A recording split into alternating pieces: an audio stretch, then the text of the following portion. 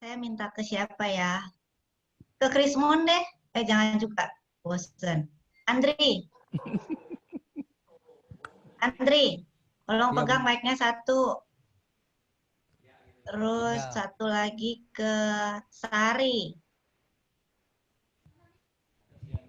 Mic-nya satu lagi tolong kasih ke Sari. Ini kita agak Ya, santai, Kak, oke ya?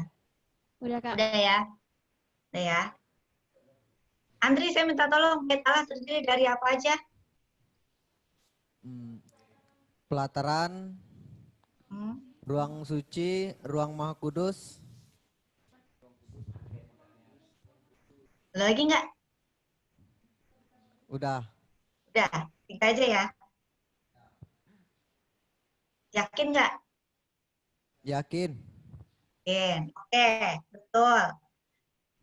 Ada pelataran, ada ruang kudus, dan ruang maha kudus. Sebentar hari ini kita bukan mempelajari isi dari bait suci, karena itu kan udah pernah dibahas oleh Pak Surkusina ya. Tapi kita akan bahas hubungan bait Allah dengan pujian dan penyembahan. Kita akan lihat video dulu beberapa menit. Di sini ada barang yang sebenarnya tidak sesuai, tapi saya pilih video ini cukup menarik dan waktunya juga tidak banyak. Dan kalian bisa melihat sendiri isi dari dalamnya. Cuma untuk dua patung ini, yang namanya kerubim, ini diabaikan ya, karena ini tidak ada kerubim seperti ini. Oke, jelas? Oke. Ya, Kak. Ya, kita mulai ya.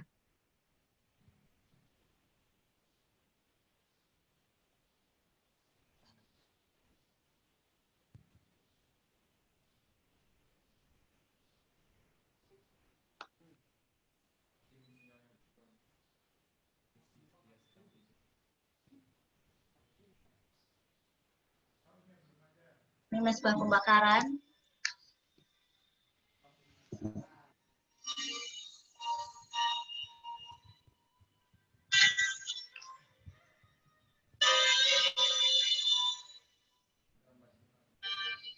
Ini yang dikatakan laut.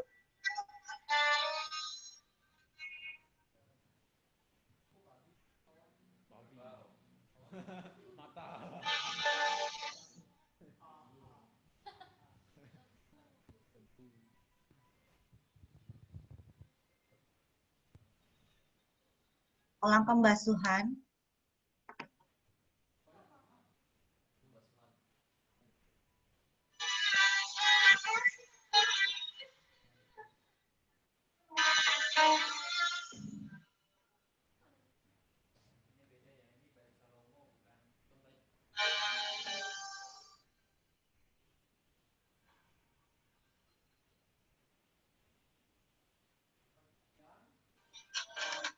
Ini ruang kudus.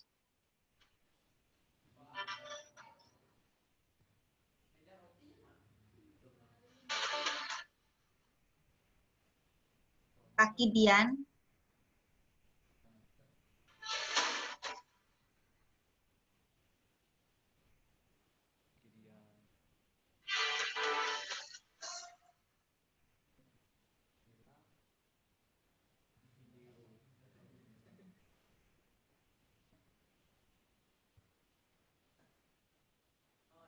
Roti sajian.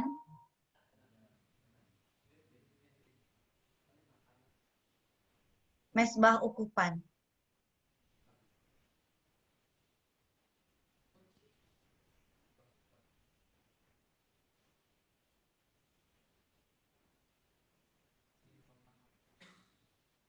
Ruang Maha Kudus yang isinya tabut perjanjian.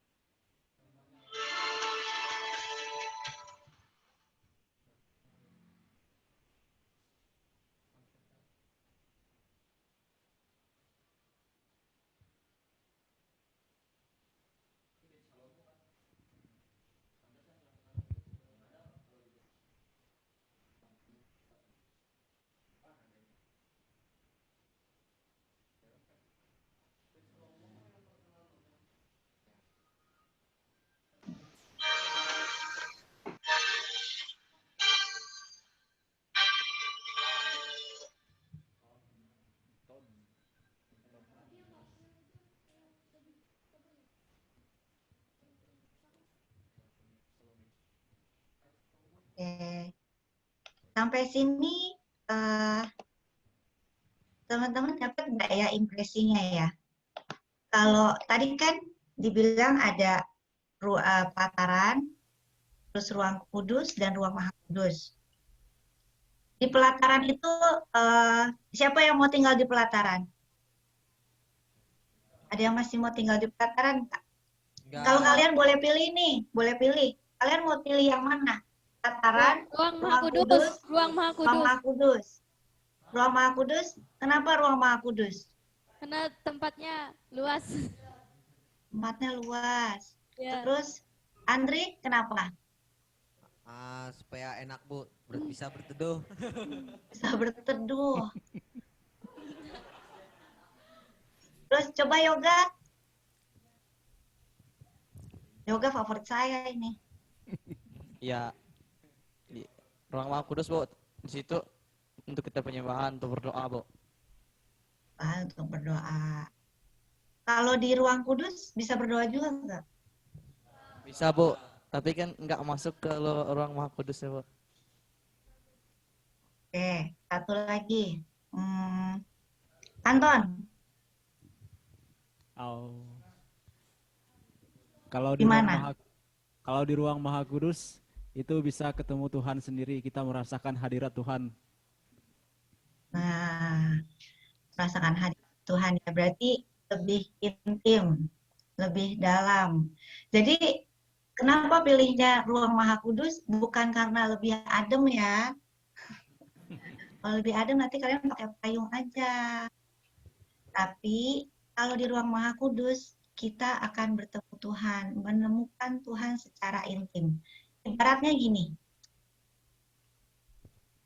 Ibaratnya nih ya, kalau saya cerita kan pelajaran yang lalu mengenai Bait Allah ini nggak jauh hubungannya sama doa pujian penyembahan.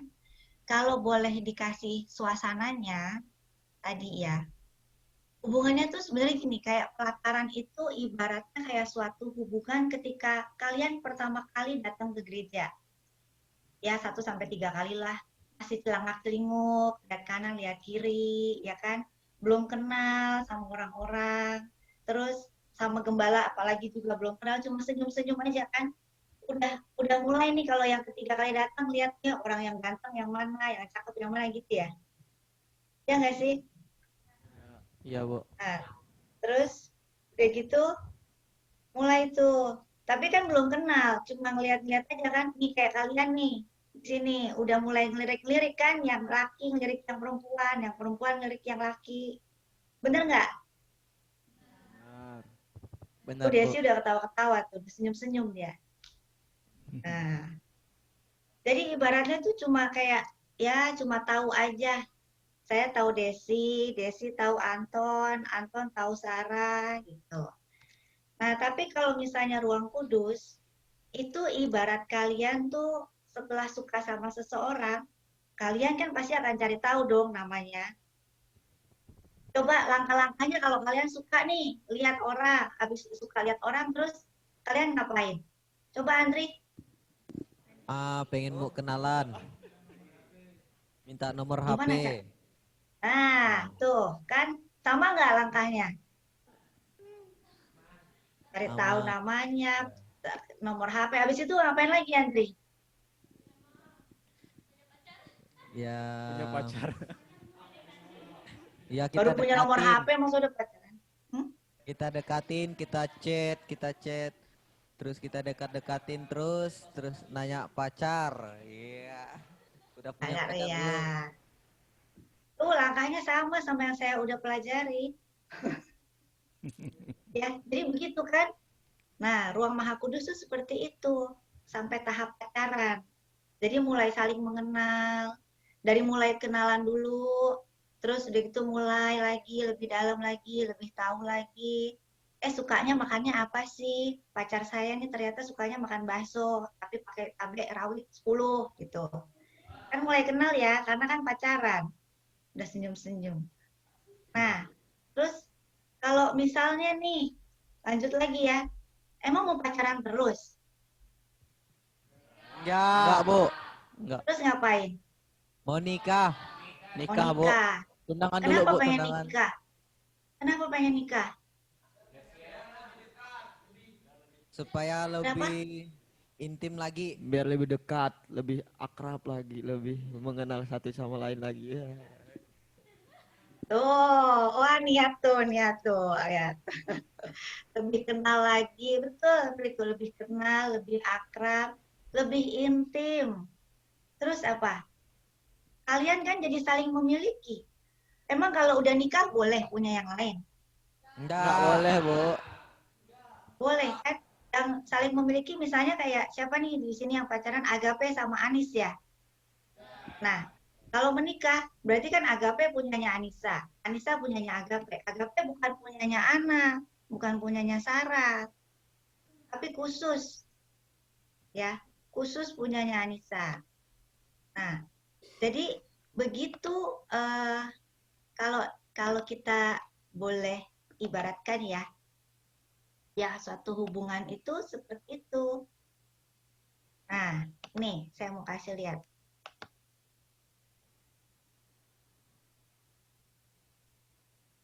I belong to you, you belong to me.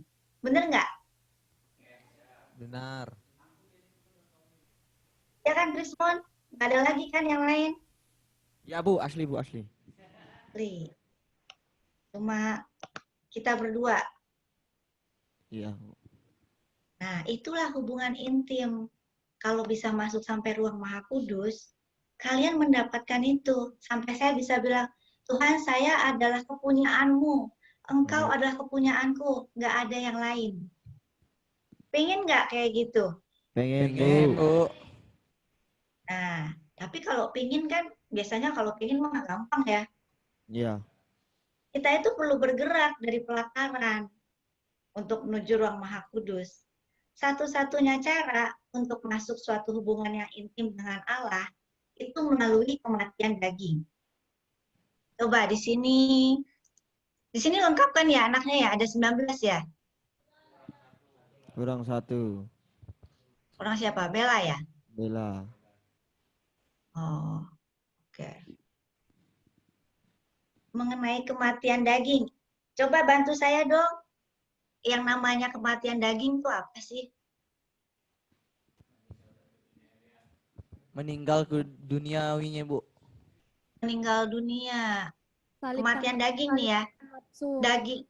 Nah, sebentar. Sebelum saya masuk lebih dalam ke kematian daging, yang dimaksud dengan daging itu apa?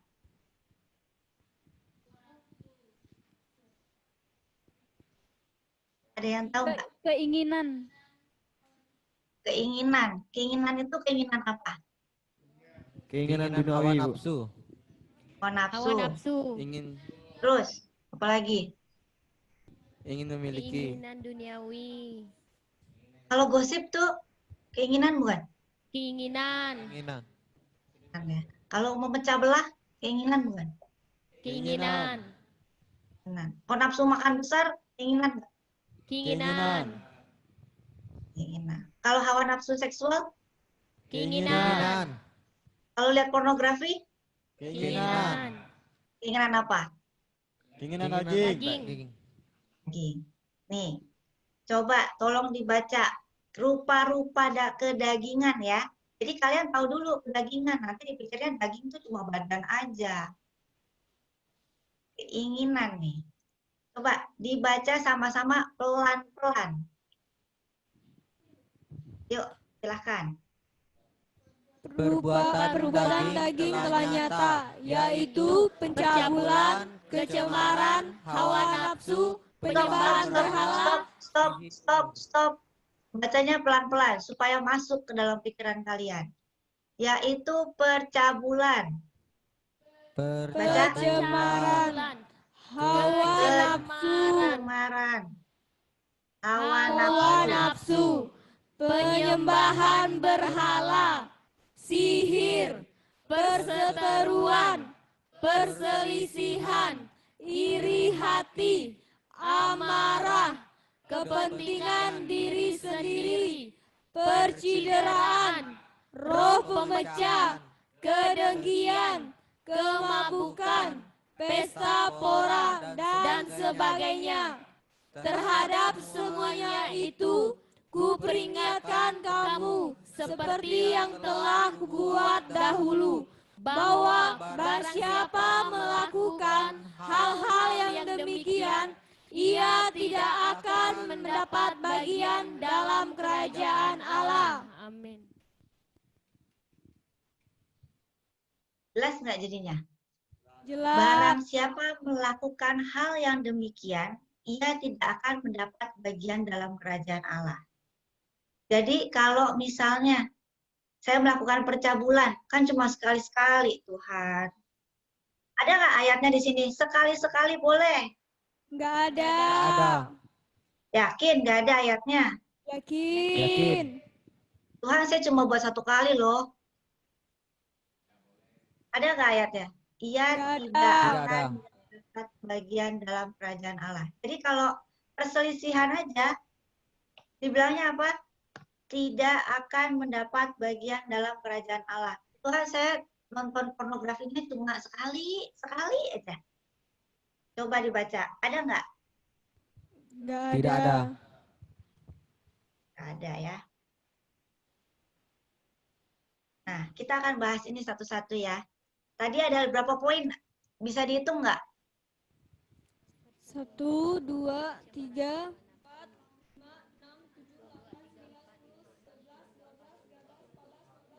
15, Kak.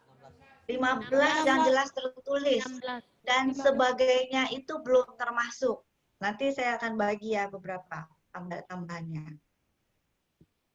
Oke, kita masuk percabulan. Coba tolong dibaca dari paling kiri siapa ya? Oh, sorry. Tolong dibaca dong dari sebelahnya Agape siapa ya?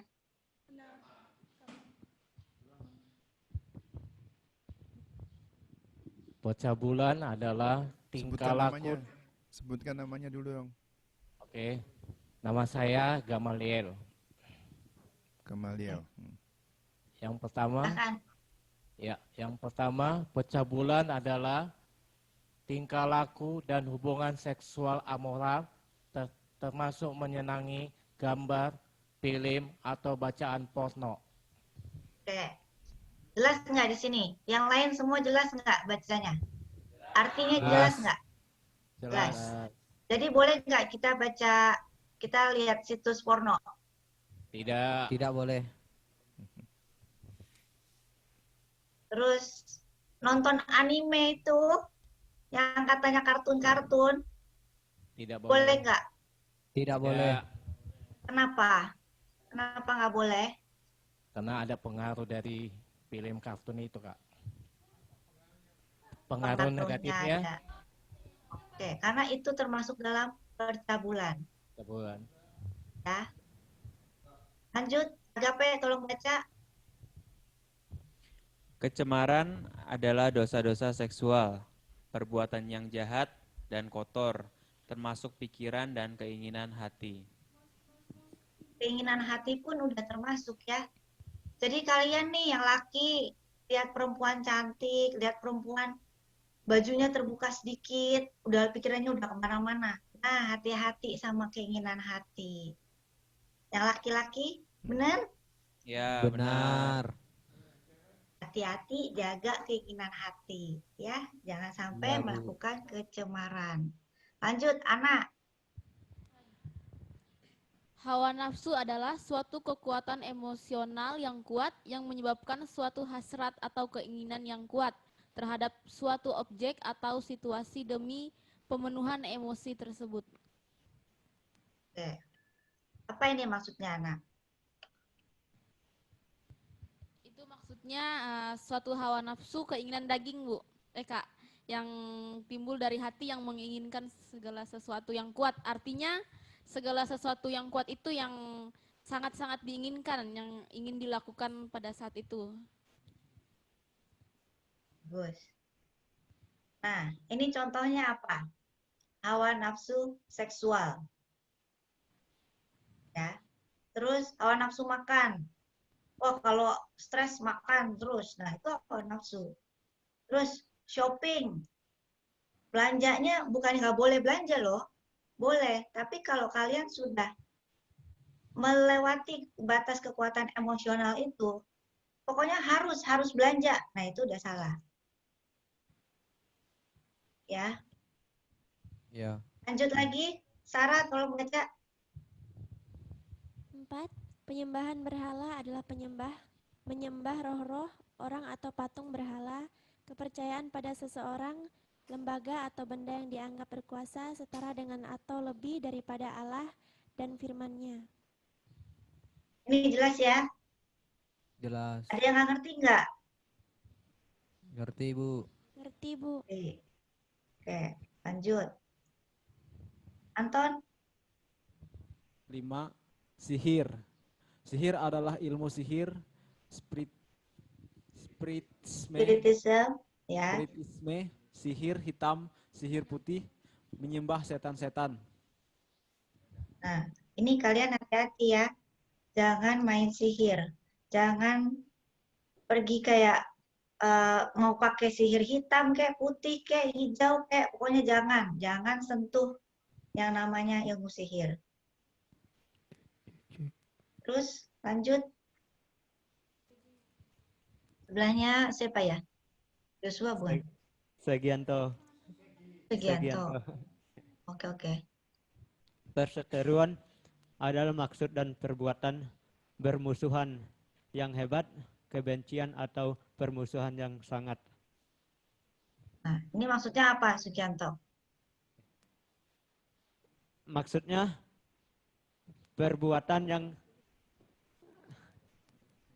perbuatan yang memusuhi seseorang. Seperti contohnya kalau saya suka memusuhi orang dan mempunyai kebencian juga, dan mempunyai kebencian kepada seseorang tersebut.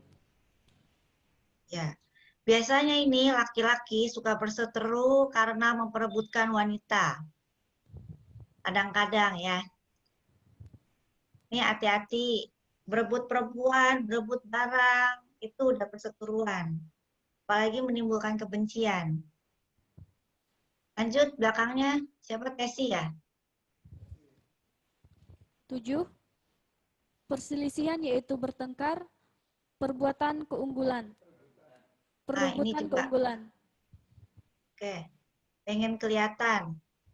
Jadi harus saya perselisihan. Jadi saya misalnya harus saya nih yang kelihatan. Jadi saya bencilah kalau sama Agape itu selalu jawab terus ya.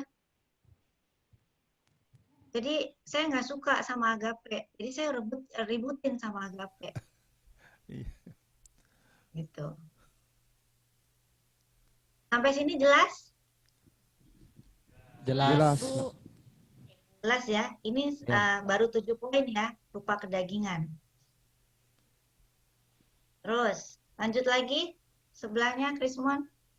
Iri hati yaitu benci, marah, cemburu akan keberhasilan atau kepemilikan orang lain. Iri hati. Siapa yang suka sirik kalau ngelihat orang punya barang lebih bagus? Banyak. Saya dulu. Sekarang? Sekarang Kak. Yakin Kak. Kalau sirik punya ini apa temannya punya pacar lebih ganteng gitu gimana? Boleh nggak ya? Nggak boleh juga. Itu bisa iri. Kemarin saya pernah juga gitu Pak. Dulu. Nah, ini jelas ya? Ya. Lanjut. Banyak Krismon siapa ya? Messi, Kak. Messi, oke. Nggak kelihatan soalnya. Amarah yaitu kemarahan meledak yang berkobar-kobar dengan kata-kata atau tindakan yang keras. Gimana ini Messi? Artinya emosi, Kak. Misalnya Emosi ya? Ya, misalnya ada orang yang ngomongin kita terus tiba-tiba saya, ngapa kamu ngomongin saya? Terus meledak, emosinya meledak, marah-marah. Nggak bisa ngontrol emosi, mengeluarkan kata-kata yang kasar, yang keras. Ya. Kayak pengen nonjok. Nah, hati-hati ya murid-murid Bisom ya. Udah mulai banyak lagi nih.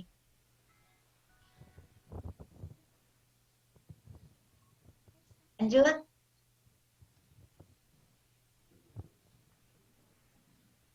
Kepentingan diri sendiri yaitu berfokus kepada diri sendiri. Fokus sama diri sendiri. Jadi gimana nih? Yaitu egois yang ingin menang sendiri, tidak pedulikan orang lain, yang maunya tuh selalu menang dan maunya tuh sendiri yang paling benar gitu. Lebih mementingkan diri sendiri, tidak peduli orang lain. Ya, nggak peduli ya. Ya. Makanan sama-sama harusnya dibagi 19 orang.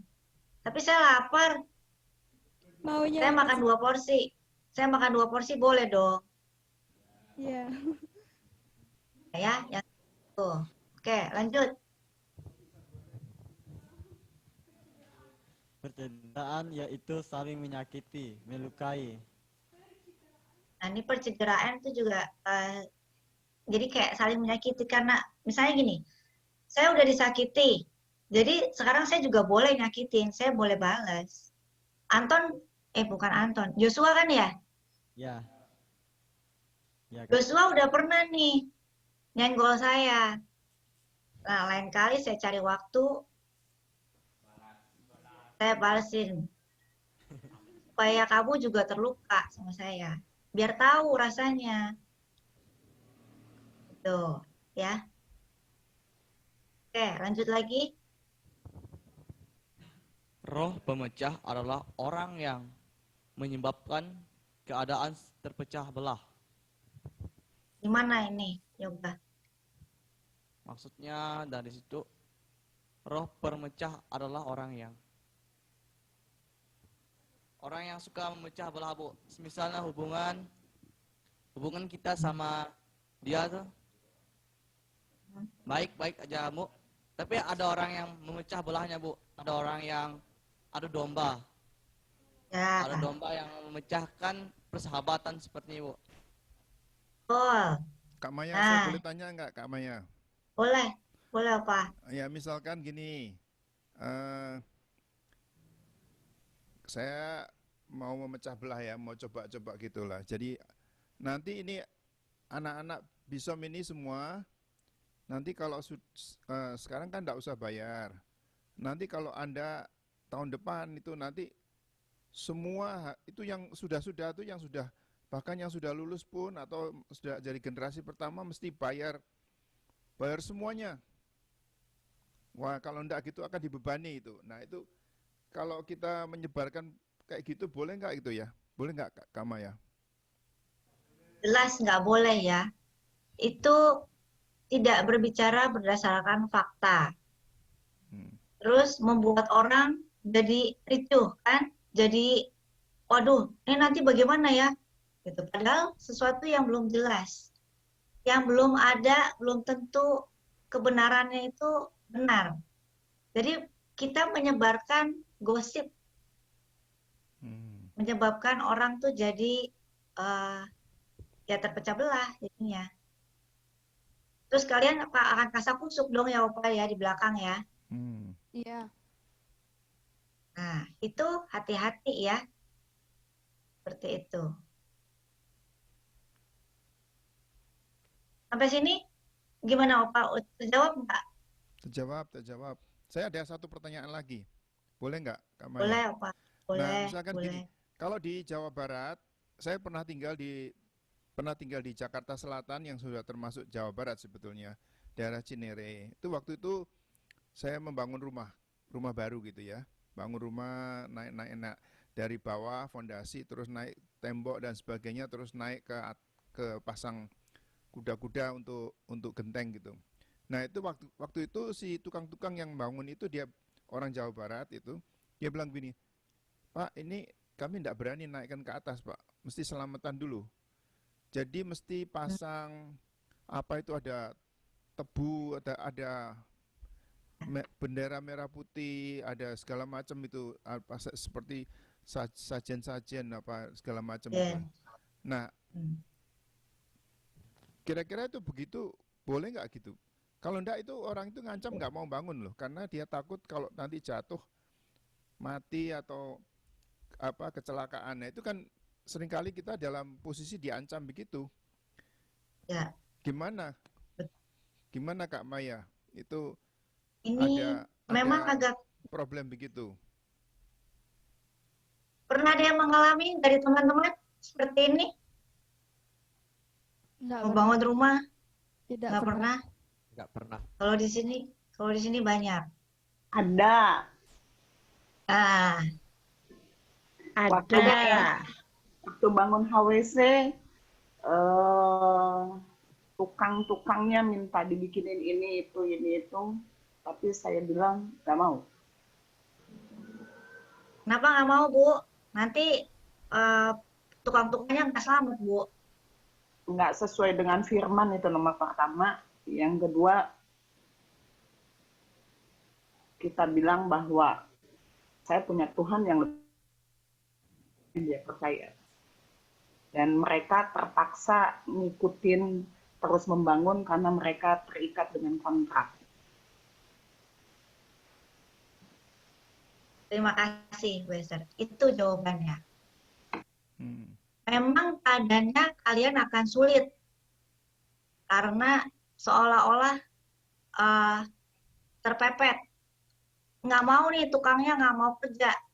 Nggak apa-apa, jangan takut, nggak mau kerja. Masih banyak tukang lain. Tapi yang penting, kalian tidak boleh kompromi dengan namanya penyembahan berhala. Ingat tadi, nomor 4? Iya itu. Nomor 4. Ingat. Lembaga atau benda yang dianggap berkuasa setara dengan atau lebih daripada Allah dan firman-Nya. Siapa lebih kuat? Tuhan atau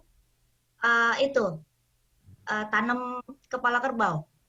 Kepala kerbau lebih kuat yang bisa menyelamatkan atau Tuhan yang bisa menyelamatkan para pekerja? Tuhan. Yes. Tuhan bisa menyelamatkan. Tuhan.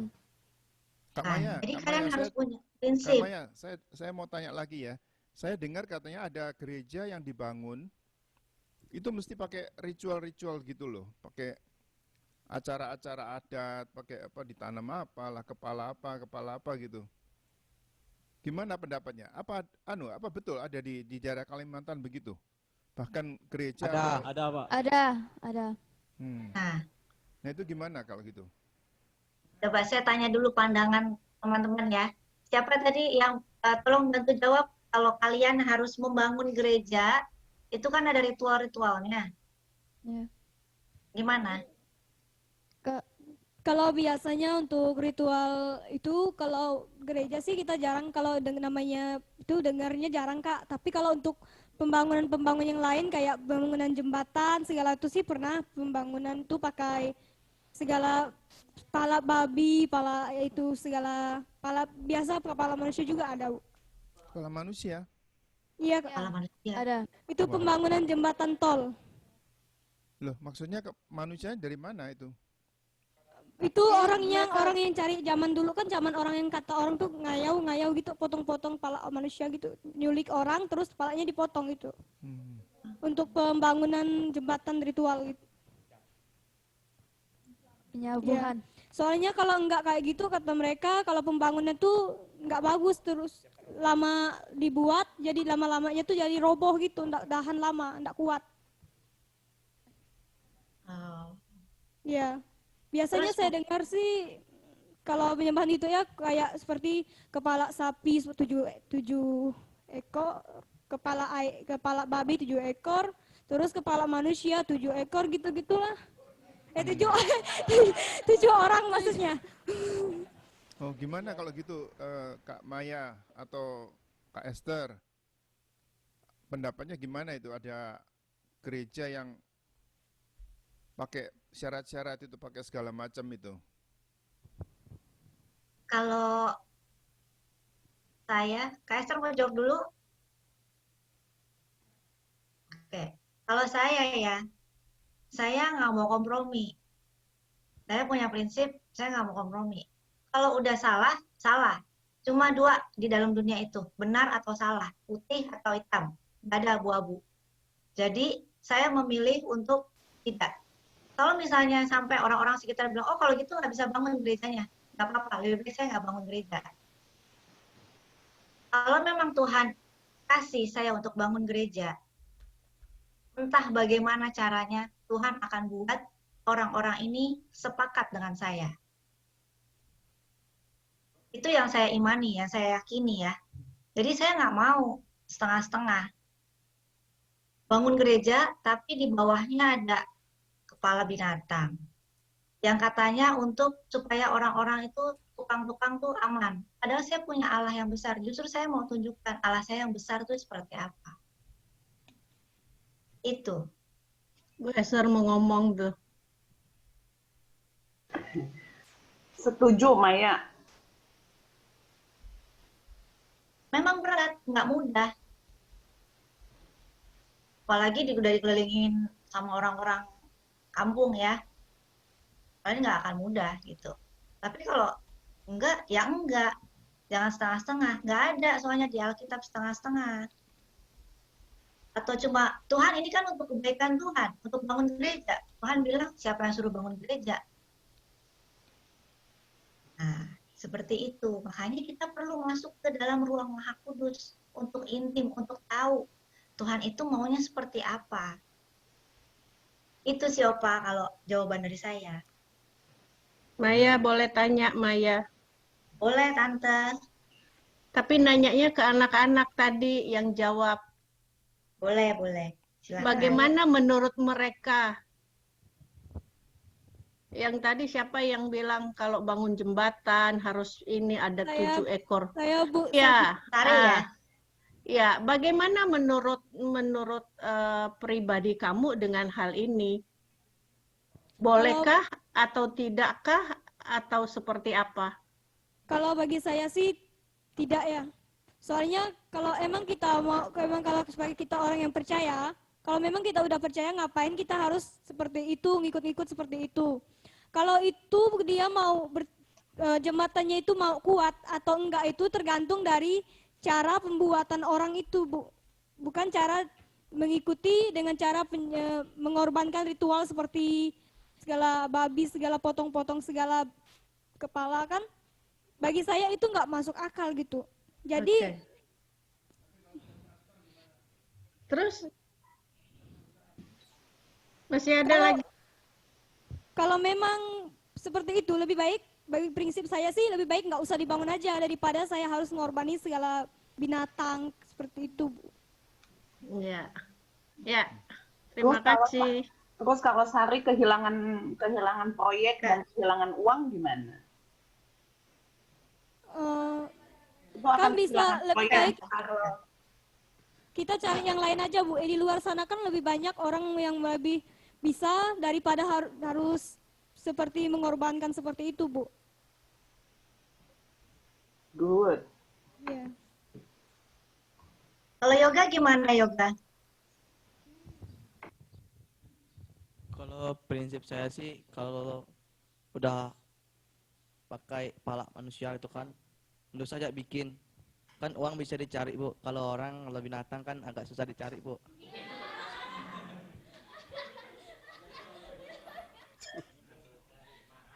Waduh.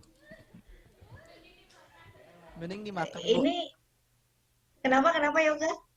Mending barang yang di binatang-binatang kan mending dimakannya, Bu, daripada dibuang kayak gitu, Bu.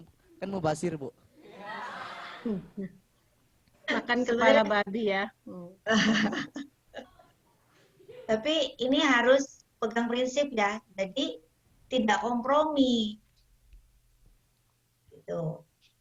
Supaya kalian bukan mikir, ya sayang sih binatangnya, mendingan buat saya makan aja, lebih enak daripada ditanam kan. Yang ditanam itu kepalanya loh yoga, bukan badannya yoga. Kepala, jadi kepala enak, badannya kamu, kenapa? Pala juga enak, pala ya, Bu. Nah, kan kalau beli kan 1 ekor, bukan cuma 1 kepala.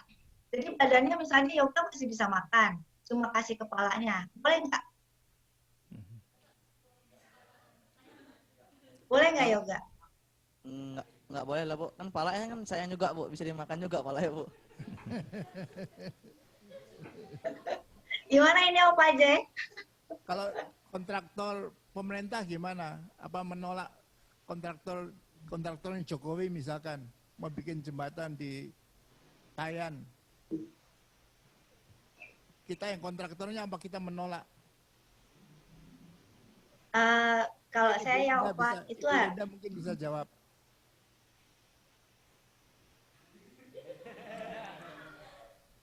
Saya mau mau nambahin juga sedikit ya, boleh ya? Boleh Kak Maya? Boleh dong Pak.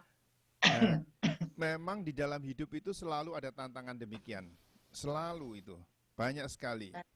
Nah, waktu tadi saya ngasih contoh waktu itu pengalaman yang nyata di waktu kami di Jakarta, di daerah Cinere itu kita bangun rumah dari start sampai kemudian naik genteng. Pada waktu naik genteng itu yang bangun itu orang-orang tukang-tukangnya dari Jawa Barat, itu dari itu mereka minta mesti selamatan dulu Pak, itu Pak. Lalu di atas tuh harus pakai segala macam bendera-bendera, pakai tebu, pakai beras, pakai segala macam itu, terus ya pokoknya pakai sajian-sajian gitulah.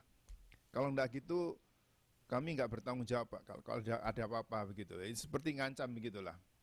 Saya bilang begini, kalau kamu mau makan-makan, saya kasih uang untuk kamu sekedar makan-makan boleh, tapi saya tidak izinkan apapun di atas rumah saya. Saya kasih perjanjian gitu, siap nggak? Kalau nggak siap ya saya nggak mau pakai kamu gitu. Jadi kita harus tegas, kita harus tegas. Kalau sekedar makan-makan ya oke lah, kita kasih makan-makan. Tapi tidak ada sajian-sajian, tidak ada apa-apa. Karena itu kita harus tegas. Di dalam hidup itu sedemikian selalu.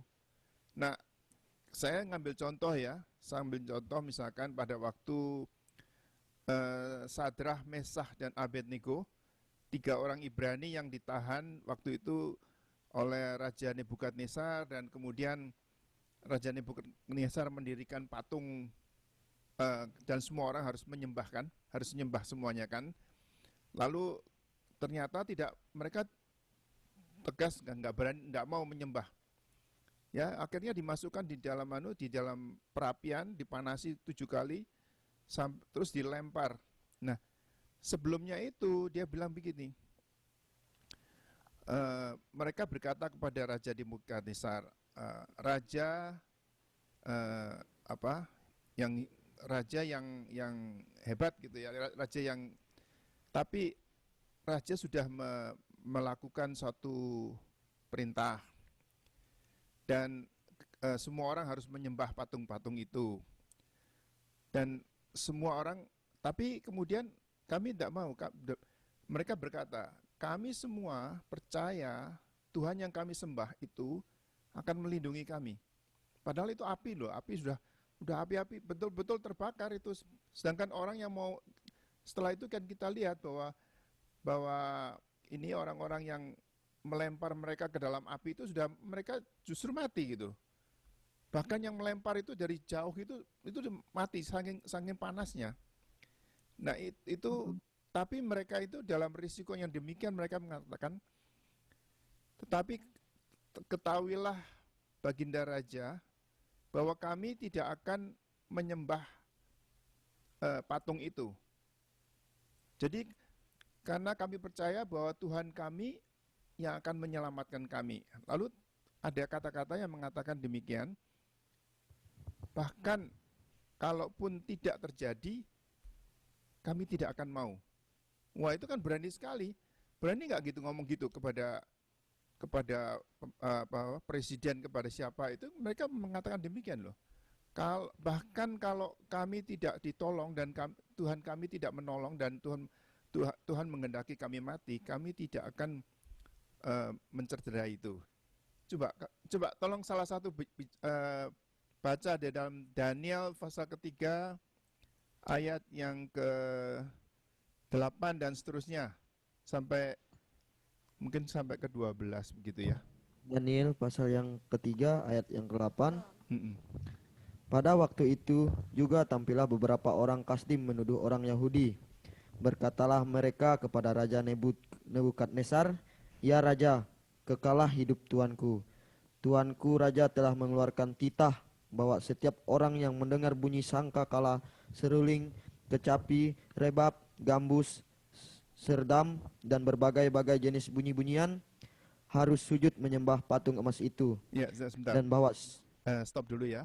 Dan kemudian raja kan sayang sekali kepada 3 orang, tapi sudah diperintahkan kan, sudah terlanjur keluar perintah kalau mereka semua harus nyembah juga. Jadi dia bertanya di dalam ayat yang ke-14 gimana?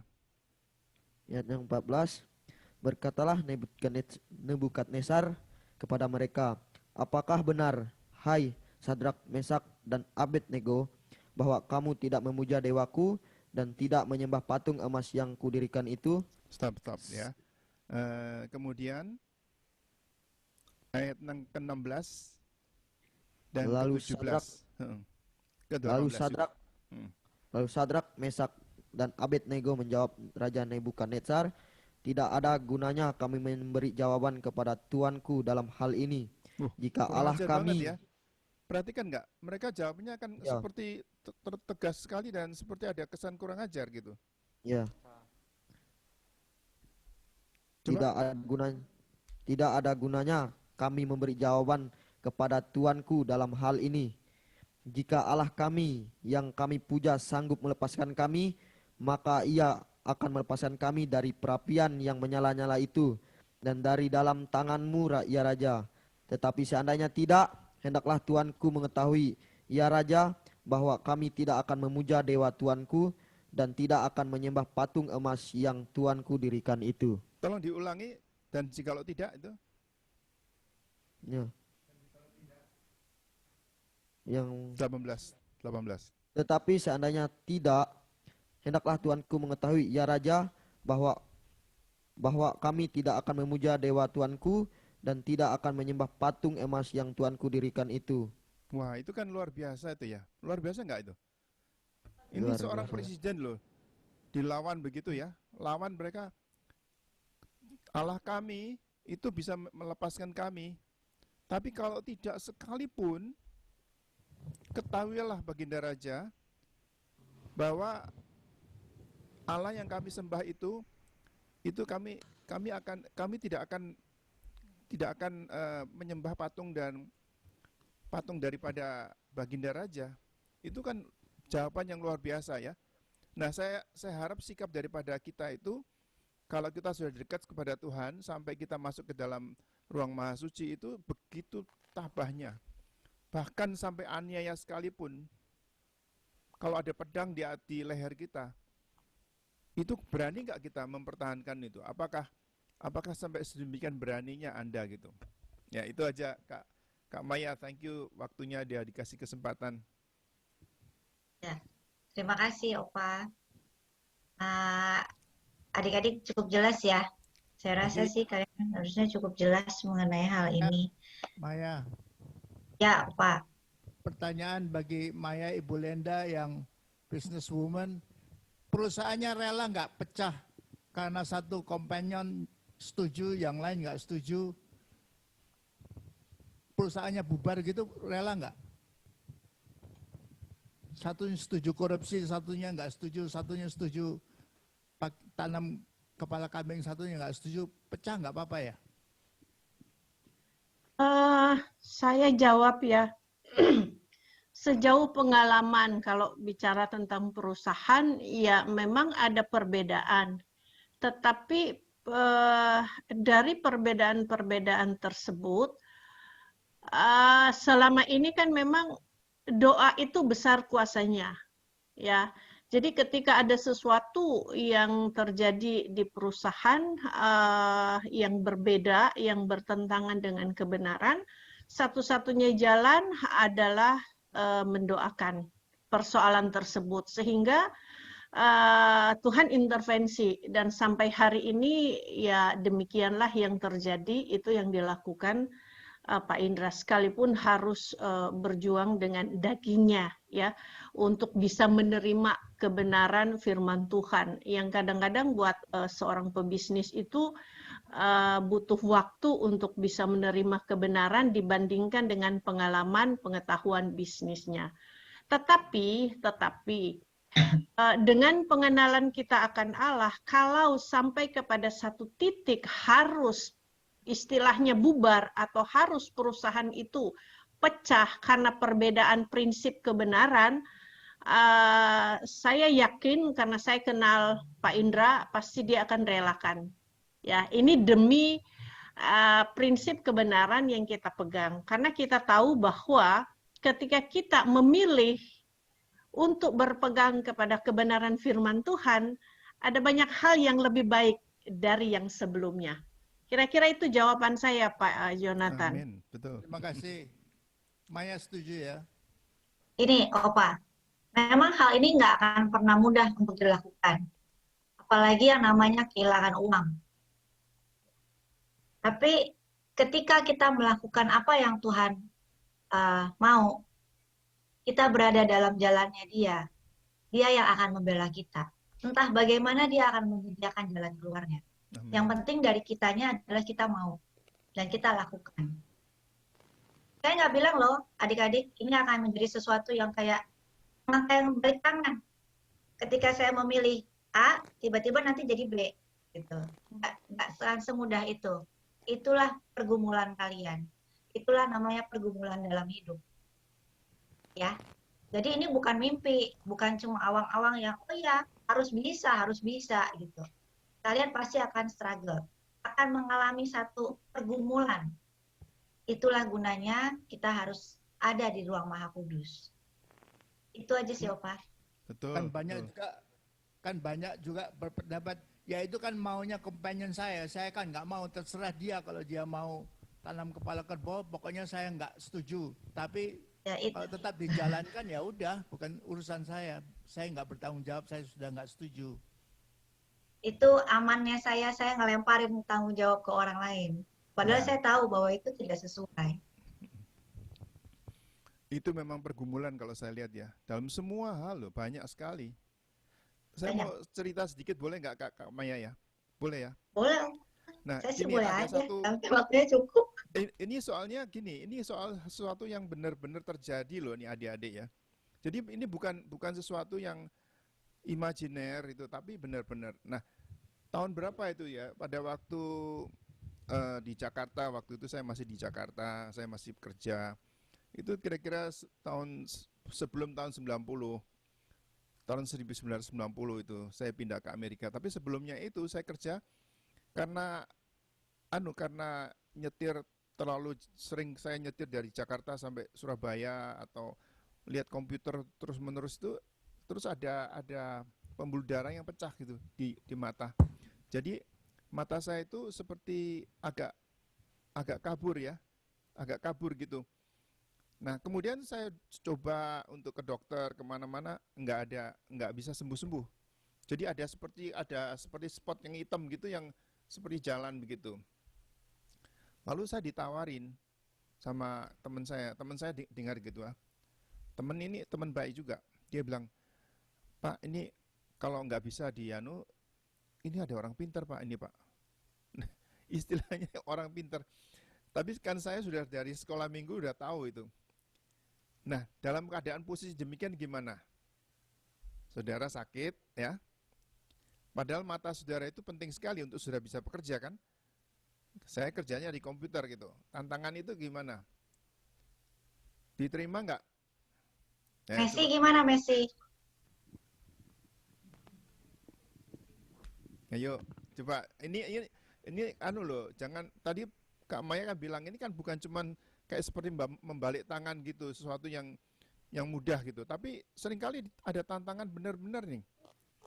Kalau kamu tidak mau berobat ke ini orang pintar ini, dukun, seperti dukun begitu, kamu nggak sembuh-sembuh, kamu mungkin nanti bisa kehilangan kerjaan, kamu tidak bisa bekerja dengan baik kan, gitu. Jadi yoga, gimana? Coba. Yoga gimana yoga? Yoga gimana? Jangan tidur ya kalian ya, kita serius ini. Kita serius, tidak boleh tidur. Tolong hargai ya waktu yang kita kasih untuk kalian. Ya, ayo Kak. yoga gimana kalau itu? Kalau saya sih, tadi pertanyaannya apa ya? Nah, pertanyaannya apa? Kan bingung kan? Tadi pertanyaannya apa begitu? Karena kamu tidak merhatikan, betul nggak? Ya atau betul. ya? Ya, lebih baik ngaku lah gitu. Dari sekarang kalau sudah ngaku ya sekarang bertobat gitu. Jadi hargai yang sudah menyediakan waktu. Ini kan luar biasa nih. Kakak-kakak ini mengadakan waktu grading Anda semuanya. Waktunya banyak sekali loh. Masa kamu ketiduran atau enggak perhatikan atau enggak bisa begitu. Jadi tadi pertanyaannya begitu, kamu jawabnya apa? Coba.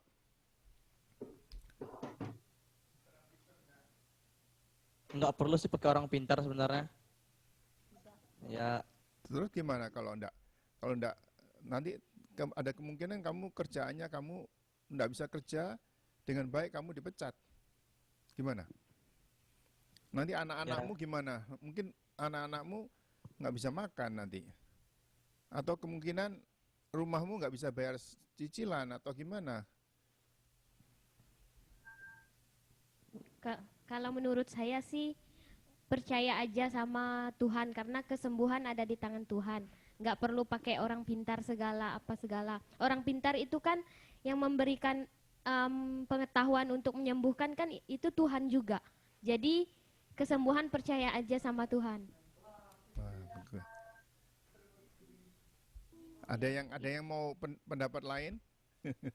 Ya, silakan Rani. Ya, Rani. Kalau saya ikut prinsip Ayub, Kak, walaupun saya kehilangan semuanya, tetapi Tuhan kasih 10 kali lipat. Itu prinsip saya, Kak. Amin. Enggak, saya yakin dan percaya kalau saya setia, saya dikasih seperti Ayub.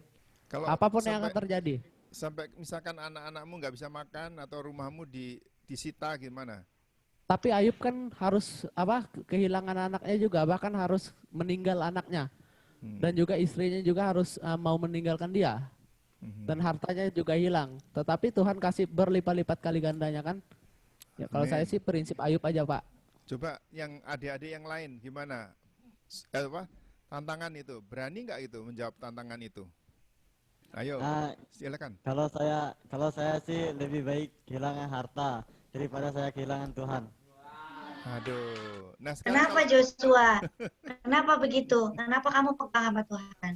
Ya, karena harta kan kalau harta itu hanya sementara, Bu. Kalau ikut Tuhan itu selama-lamanya. Tapi kamu perlu makan. Ya, nggak apa-apa kalau saya mati, Bu. Maya, saya ke surga. Ya. Boleh. Daripada saya hidup di dunia tapi masuk ke neraka.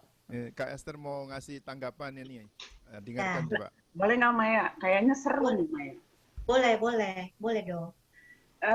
Saya senang dengan semua jawaban-jawaban hebat dan luar biasa dari siswa Bisom. Keren. Tapi belajar dari Petrus mau nggak? Ketika Yesus bilang begini, kamu akan meninggalkan aku. Lalu Petrus bilang, Tuhan, saya tidak akan meninggalkan kamu. Terus Tuhan bilang, semua akan pergi meninggalkan aku. Lalu Petrus, biarin semua orang boleh meninggalkan engkau, tetapi aku tidak meninggalkan engkau dan akan mati bagi Tuhan. Keren. Darah anak muda bergelora karena cinta. Terus Tuhan Yesus cuma senyum bilang gini, Petrus, sebelum ayam berkokok kamu sudah akan menyangkal aku 3 kali. Enggak mungkin Tuhan. Darah anak muda nih. Enggak mungkin Tuhan. Saya rela mati, masuk penjara sama Tuhan. Karena aku cinta Tuhan. Keren. Tapi, saudara tahu kan, Petrus menyangkal. Berakhirnya gimana? Dia mengkhianat. Mengkhianat. Ujungnya? Diampuni. Sebelum diampuni, nyangkal. Dia frustasi, sedih, kecewa, dan kembali kepada pekerjaannya. Ya. Ada pelajaran yang bisa diambil nggak sama kalian? Ada, Bu. Apa? Nggak dengar. Apa? Tolong pakai mic-nya. Rani. Jangan terlalu berani untuk mengambil keputusan kalau memang belum siap. Betul. Intinya begini, hati-hati dengan perkataanmu, karena itu akan akan ditampi oleh iblis, diambil oleh iblis, dan akan diujikan kepada kita.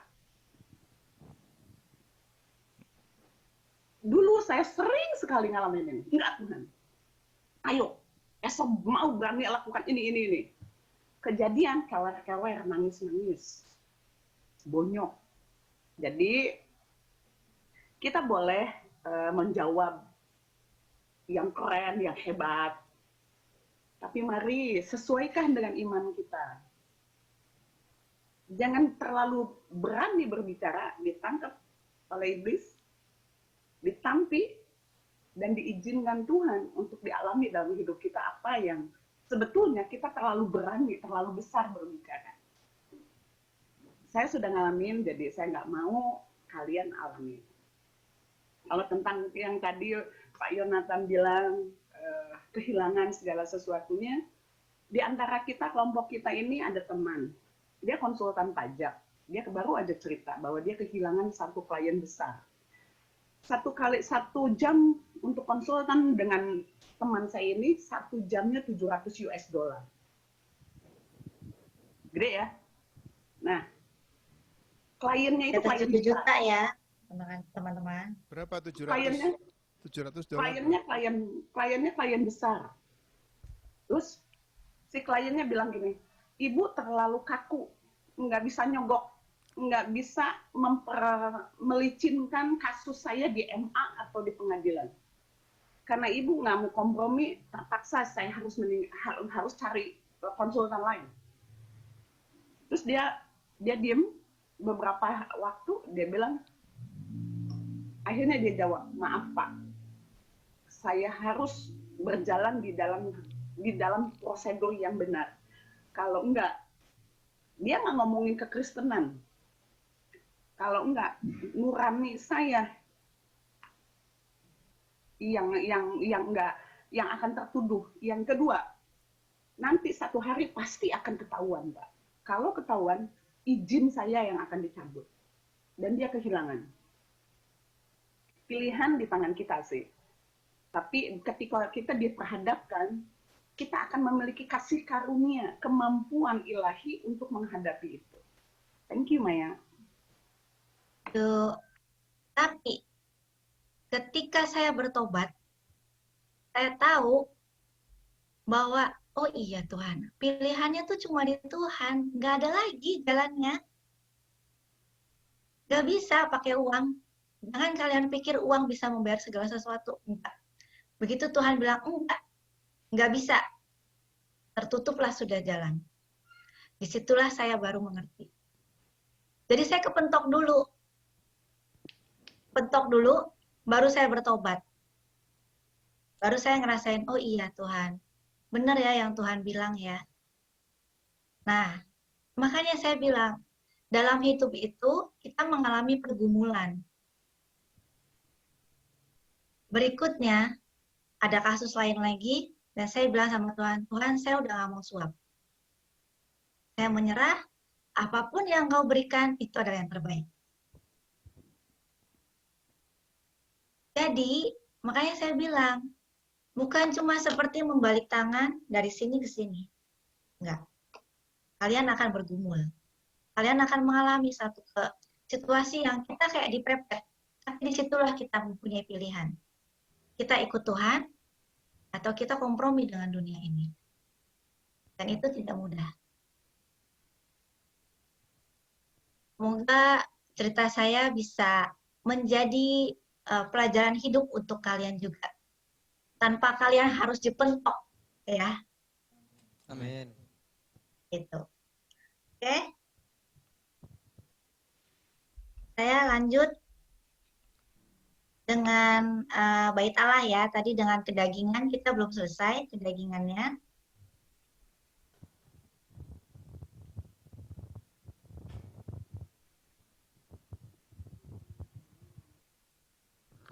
Tadi sampai 12. Dengkian ya, 13 ya. Giliran siapa sekarang? 13. Kedengkian yaitu perasaan tidak suka bercampur benci. Oke, jadi gimana tuh kalau dengki? Perasaan yang tidak suka, Kak. Beda tipis lah sama iri hati ya. Iya. Tapi sama perasaan tidak suka. Benci lah melihat ada orang paling cantik. Apa sih itu orang kayak pengen nonjol. Padahal itu orang nggak ada buat apa-apa. Cuma kitanya yang iri. Kitanya yang udah nggak suka. Gitu. Iya. Terus lanjut. 14. Kemabukan yaitu suatu situasi yang merusak penguasaan mental atau fisik dengan minuman keras, narkoba, dan semacamnya. Gimana nih? Itu pergaulan bebas, Bu. Pergaulan bebas.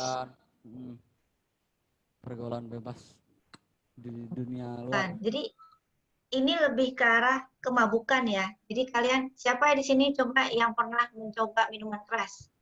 Saya, Bu. Saya juga pernah mabuk, Bu. Nah, mabuk itu minuman keras tuh jadi bukannya cuma hanya satu, tapi kalian terus minum. Ya, jadi itu kalian kayak ada yang pakai minuman untuk pelarian. Terus ada juga memang kalian suka aja mabuk-mabukan gitu. Nah, itu hati-hati. Ya, ataupun mencoba narkoba atau menggunakannya. Jadi udah coba terus aja. Ya, itu udah jelas firman Tuhannya. Ya. Oke, terus lanjut. Pesta pora yaitu berpesta dan bersukaria secara berlebihan. Suasana pesta dengan minuman keras, obat bius, seks bebas, atau yang semacam itu yang penuh hawa nafsu dosa. Oke, boleh nggak sih kita kalau pesta? Banyak. Boleh nggak? Boleh nggak pesta? Boleh. Boleh. Asal nggak apa? Berlebihan. Asal tidak berlebihan. Berlebihannya itu seperti apa? Minum-minuman keras. Ya. Sampai mabuk, sampai free sex ya.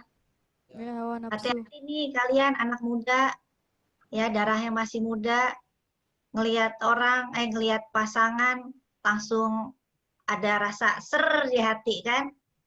Iya, Bu. Pengen. Nah, hati-hati. Apalagi khususnya di Singkawang ya, di Bisom ya. Karena kalian tinggalnya serumah. Ya, Kak. Iya. Harus jaga diri. Oke. Nah, jadi ini bentuk kedagingan. Ada juga yang ditulis sebagainya itu contohnya seperti ini. Pemberontakan. Nah, biasa nih ya anak-anak muda kalau ditegur malah seneng ya ngelakuin yang sebaliknya ya. Jangan keluar. Udah jam 9 malam jangan keluar. Yang ada apa? Keluar. Keluar. Lewat mana?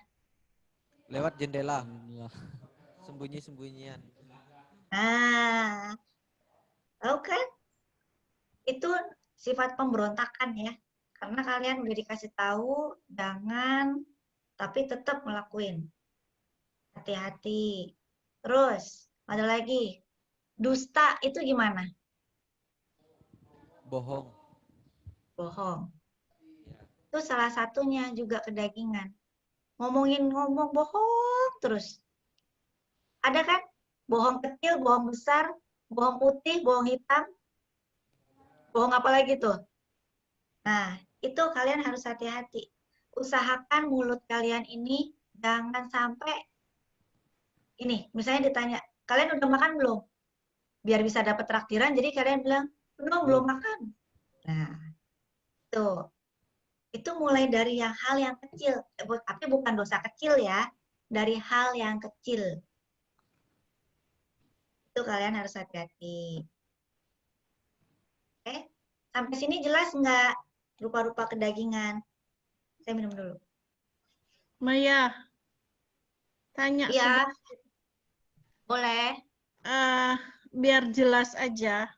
Tadi waktu bicara tentang mata Pak David yang ditawarkan untuk ke orang pintar, saya mau tanya sama Ibu Esther, tadi ada pernyataan anak-anak bilang bahwa orang pinter itu dia menjadi pinter karena dikasih Tuhan kepintarannya. Menurut Ibu Esther bagaimana? Biar jelas aja. Kepintaran apa yang dikasih Tuhan? Ini orang pinter. Enggak ada. Di luar Kristus tidak ada orang yang lebih pintar. Yesus lebih tinggi dari segala pemerintahan, kuasa, kerajaan, kekuasaan, dan seluruh nama di atas segala nama. Nama Yesus. Jadi kalau Yesus memberikannya kepada kita adalah harus kepada orang-orang yang mengikut Yesus sebagai karunia-karunia rohani. Karunia rohaninya apa? Karunia kesembuhan tentunya. Ada banyak orang yang berbicara kepada saya orang pintar. Karena saya katanya, Ibu Esther bisa tahu pikiran orang, atau Ibu Esther bisa tahu apa yang dilakukan orang-orang tersebut. Jadi mereka takut. Saya bilang, saya nggak pintar. Saya bukan orang pintar, saya bukan dukun. Itu karena karunia hikmat, karunia marifat. Jadi di dalam Alkitab nggak ada orang pintar. Oke. Gitu ya, Bu Linda. Ya, thank you. Ya, anak-anak tadi siapa yang ya, Messi, tolong ya Messi, tolong ingat baik-baik secara tadi sudah digambarkan bahwa orang pinter yang dimaksud kamu tadi tentunya bukan yang datang dari Tuhan, dan kepintaran itu tadi sudah dikasih tahu sama Bu Esther, Yesus lebih tinggi dan sebagainya. Ya, supaya tidak salah pikir kita. Oke, thank you Maya. Ya. Yuk. Jadi kalian hati-hati ya, karena ada dua, Tuhan sama setan. Setan ini suka menyerupai, suka ikut-ikutan. Oke. Ya, Kak. Nah, kita lanjut. Konsekuensi kedagingan. Jadi kalau kalian terus kasih makan tuh daging, sekarang udah ngerti dong yang namanya kedagingan ya. Ya, udah, Kak. Jadi bukan tubuh, bukan badan aja ya. Iya, Kak. Tapi keinginan. Nah, ini konsekuensi kalau kalian terus kasih kedagingan. Coba tolong dibaca. Saya pilih ya. Anton, tolong baca Anton. Satu lagi Rani ya. Konsekuensi kedagingan. Sebab jika kamu hidup menurut daging, kamu akan mati. Tetapi jika oleh roh kamu mematikan perbuatan-perbuatan tubuhmu, kamu akan hidup. Nah, jadi kalau jelas ya, kalau hidup menurut daging, malah kita tuh mati. Meskipun kita masih hidup di dunia ini. Tapi secara roh kita akan mati. Tapi kalau kita kasih makan, tapi jika oleh roh kamu mematikan perbuatan-perbuatan tubuhmu, kamu akan hidup. Jadi ini berkebalikan. Kalau kalian kasih makan daging, kalian akan mati.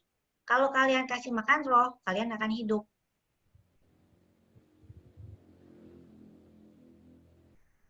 Jelas? Jelas nggak? Ada yang mau tanya nggak? Satu lagi, tolong baca Rani. Jangan sesat, Allah tidak membiarkan dirinya dipermainkan.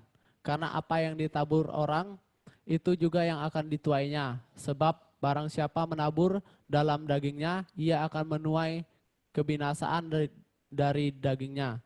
Tetapi barang siapa menabur dalam roh, ia akan menuai hidup yang kekal dari roh itu. Galatia pasal 6 ayat 7 sampai dengan 8. Jadi jangan sesat. Jangan sesat ya. Kalian tuh jangan berpikir Allah tuh murah hati banget sampai betul Allah itu murah hati. Allah itu memberikan keselamatan kepada kita dengan cuma-cuma.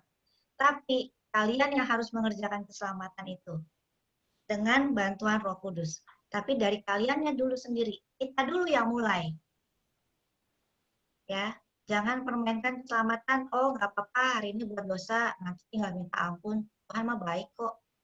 Tuhan maha pengampun, betul Tuhan maha pengampun. Tapi jangan mempermainkan Tuhan. Ya. Nah, dengan apa kalian mematikan kedagingan? Potong gitu dagingnya. Atau ditusuk-tusuk? Tidak. Atau dipanggang dagingnya? Makan Tidak. steak dong. Opa aja pasti kangen makan steak nih. Iya. Atau dibakar jadi sate gitu dagingnya? Enggak. Jadi gimana dong? Disalibkan. Disalibkan tuh gimana ya? Jadi kita jangan memberi makan terus ke dagingan kita, tapi keinginan-keinginan daging kita itu sedikit demi sedikit kita potong. Kalau misalnya kita suka marah-marah, suka iri hati, nih mulut nih yang paling penting nih, yang paling sering membuat kekacauan. Mulai dari mulut, ya. Mulai kurangin gosip, apalagi wah perempuannya udah mulai banyak ya di Bisom ya. Hati-hati sama mulut. Gosip nih yang perempuan biasanya seneng banget gosip. Bener nggak anak perempuan? Semakin ngomongin orang sedikit, lama-lama tambah banyak, tambah seneng ya. Nah, kan hati-hati sama mulut kalian. Yang laki, mata. Lihat perempuan cantik-cantik, timbul keinginan. Keinginan apa? Keinginan apa? Hawa nafsu. Hawa nafsu. Nggak yang laki, nggak yang perempuan. Sama. Hati-hati apalagi Iya, kalian Kak. satu rumah. Tidak ada bedanya. Jaga kekudusan. Ya. Nah, saya lanjut. Jadi, ini. Ada satu pendeta, namanya pendeta Mark Eichberg, ini mendefinisikan kedagingan sebagai berikut. Ini agak panjang ya, bacanya pelan-pelan. Kedagingan adalah dalil kelalaian yang melekat dalam diri manusia. Sehingga mustahil bagi manusia biasa untuk bisa menyenangkan atau melayani Allah. Karena sudah melekat. Kedagingan adalah kekuatan batin kompulsif yang merupakan warisan dari kejatuhan manusia. Jadi seolah-olah ini adalah warisan yang mengekspresikan dirinya dalam pemberontakan terhadap Allah dan kebenarannya. Baik pemberontakan secara total maupun dalam hal-hal tertentu. Kedagingan tidak bisa dipulihkan atau diperbaiki. Kalau enggak, satu-satunya harapan untuk lepas dari hukum kedagingan adalah mematikan dan mengganti total kedagingan tersebut dengan hidup baru di dalam Tuhan Yesus Kristus. Jadi satu-satunya jalan apa? Mematikan. Kalian harus mematikan daging. Hidupku bukannya aku lagi, tapi Yesus dalamku. Jadi kita akan sejalan dengan yang Tuhan mau. Sepikir dengan apa yang Tuhan mau. Caranya gimana? Minta sama Roh Kudus untuk mampukan kita memiliki hidup yang baru dalam Kristus. Oke? Ya. Apa yang bisa kalian lakukan untuk mencapai ruang Maha Kudus? Apa yo? Gimana? Apa yang bisa dilakukan? Berdoa, menyembah, memuji nama Tuhan, dan membaca Alkitab, firman Tuhan. Baca Alkitab, saya juga baca tiap hari, baca Alkitab sehari 5 menit cukuplah. Begitukah? Tidak. Gimana? Ana? Dengan merenungkan. Ana gimana, Ana? Gimana? Coba. Kalau menurut saya sih Bu, mematikan keinginan daging. Iya, mematikan keinginan daging kan kita dengan ya, itu yang pertama. Terus yang kedua pastinya intim sama Tuhan. Intim sama Tuhan itu kita berdoa, menyembah, membaca firman Tuhan, Bu. Gimana baca firman tuh gimana? Maksudnya kita baca, kita sambil merenungkannya, Bu. Menghayati dalam hati dan melakukannya dalam kehidupan sehari-hari. Berapa banyak waktu yang kamu berikan untuk baca Alkitab dan merenungkannya setiap hari? Biasanya sih Bu, sebelum tidur saya baca Alkitab. Biasanya 5 menit lah ya. 5 menit ya. 5 menit, 10 menit gitu Bu. Tapi kalau lihat medsos berapa jam? Sampai lobet handphonenya, Bu. Kadang-kadang satu hari full. Terima kasih untuk jawaban jujurnya. Iya, Kak. Nah, itu salah satunya. Kalian lebih memilih medsos daripada merenungkan firman Tuhan. Sekarang coba kalian mematikan kedagingannya itu dengan apa? Kurangi medsos kalian, batasi. Yang bisa batasi siapa? Tuhan batasi medsos kalian. Diri sendiri, Kak. Diri sendiri. Gimana caranya, Ana? Caranya pastinya kita punya kemauan untuk tidak memegang. Contohnya kita puasa pegang handphone, Bu. Puasa pegang handphone, jadi handphonenya full dimatiin 1 hari atau berapa hari nggak pegang handphone gitu, nggak dimainkan. Kuat. Ya, tapi saya belum melakukan itu. Belum coba. Nah, itu kan, ya itu kan idealnya.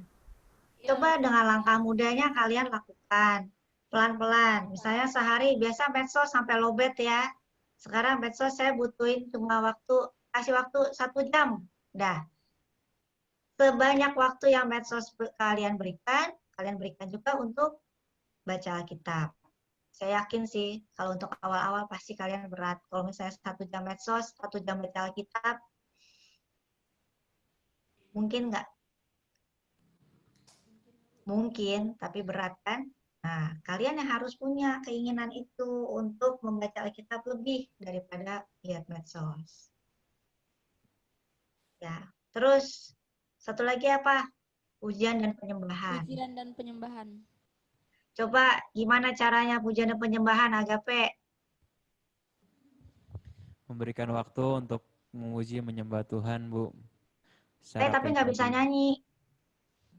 Saya dengar lagu, Bu, sekarang, Bu. Sambil dengar lagu, kalau saya nggak bisa nyanyi, saya bahasa roh aja, Bu. Oke, ini ya, teman-teman, saya juga mengalami kok. Maksudnya, bukan yang dengar suara Tuhan audible, enggak. Ya. Tapi saya mulai dari gini, Tuhan gimana sih ya bisa dengerin suara Tuhan? Mulainya adalah jangan abaikan hati nurani kalian. Misalnya, hal yang gampang gini, aduh enak nih gosip, ayo perempuan-perempuan, apalagi yang perempuan ini kita waktunya ngumpul, ngobrol. Tahu nggak, kemarin si Gamaliel, itu ya, dia lagi ngomong sendiri. Terus tahu, oh iya bener tuh, saya juga lihat. Emang tuh orang rada aneh. Terus satu lagi, iya bener banget. Bener nggak kayak gitu nggak situasinya? Sering, Bu, sering di sini. Sering, ya. Terus akhirnya jadi apa? Timbul deh Gamaliel jelek. Oke. Oh kalau yang baik itu Gunawan. Gunawan tuh orangnya baik, pintar olahraga lagi, cakep juga lagi. Wah bener-bener saya suka tuh sama Gunawan. Asik kan? Makin digosok makin sip. Ya, jaga mulut kalian. Lebih baik apa? Masuk pujian dan penyembahan. Kan Roh Kudus kasih tahu, stop ngomong, stop jelekin orang. Tapi kita bilang, enggak, enak ini lagi ngomongin orang. Itulah pergumulan kalian. Pergumulan kalian bukan gimana-gimana, mulai dari hal yang kecil kok. Abaikan hati nurani, atau kalian dengerin, oh iya saya harus stop gosip. Berhenti. Udah saya pergi dulu ya, pulang dulu ya ke kamar ya. Saya nggak mau denger. Berani nggak kalian seperti itu? Karena kalian akan bilang, sok suci loh. Ya kan? Betul nggak? Ada nggak yang bilang gitu? Sini, ngobrol aja di sini. Nggak mau. Saya mau ke kamar aja, saya mau berdoa. Atau saya mau lihat handphone aja, saya mau lihat medsos. Ya kan nggak gitu. Kalian yang tentukan pilihannya. Tuhan nggak pernah maksa. Ya. Tapi ini jalan menuju ruang Maha Kudus. Oke? Ya, Bu. Sampai sini ada yang mau bertanya? Wah, kita agak panjang. Jelas semuanya? Jadi kedagingan jelas? Jelas. Jadi apa yang disebut dengan, karena kita sering dengerin mematikan kedagingan, apa sih namanya daging itu? Nah, itu tadi rupa-rupa kedagingannya. Kak. Ya. Saya Salvika mau nanya Kak, tapi ya, Vika. Melenceng dikit nggak apa-apa ya? Cuma gini Kak, saya tuh kan sering namanya itu kan suka penyembahan. Tapi setelah saya penyembahan, tapi nggak tahu kenapa pikiran-pikiran saya yang suka negatif-negatif, yang kotor-kotor, biasa tuh kalau saya penyembahan tiba-tiba tuh muncul di pikiran saya gitu. Jadi saya mau fokus tuh jadi susah, mau konsen gitu sama Tuhan saat saya penyembahan. Terus bagaimana caranya ya Kak biar bisa konsen terus, pikiran-pikiran yang kotor-kotor bisa saya lupakan, bisa jauh dari pikiran saya itu gimana Kak? Boleh tahu pikiran kotornya seperti apa, Vika? Kalau didengar sih, kalau pikiran kotor saya sih sebenarnya nggak bagus juga ya sih. Cuma jujur, pikirannya suka kepada yang seks gitu. Pikirannya itu aneh-aneh, nggak tahu kenapa. Iya, iya. Teman-teman, ini kita dengar bukan untuk diejek atau bukan untuk jadi bahan pembicaraan ya, tapi ini buat didoakan. Jadi, Vika, kamu boleh tolong buka Filipi 4 ayat 8.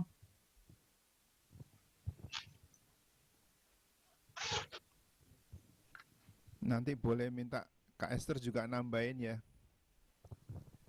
Ya, kalau Ibu Linda juga boleh. Bu Esther yang sudah siap.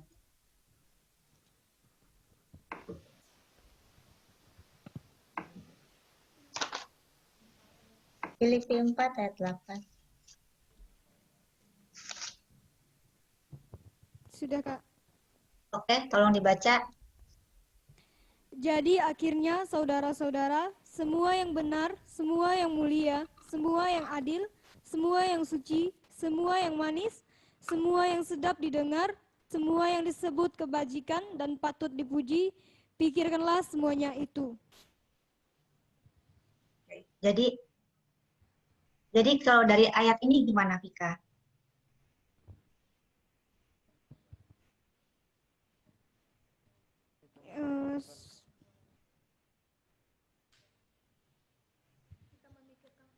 Bahwa apa yang kita pikirkan itu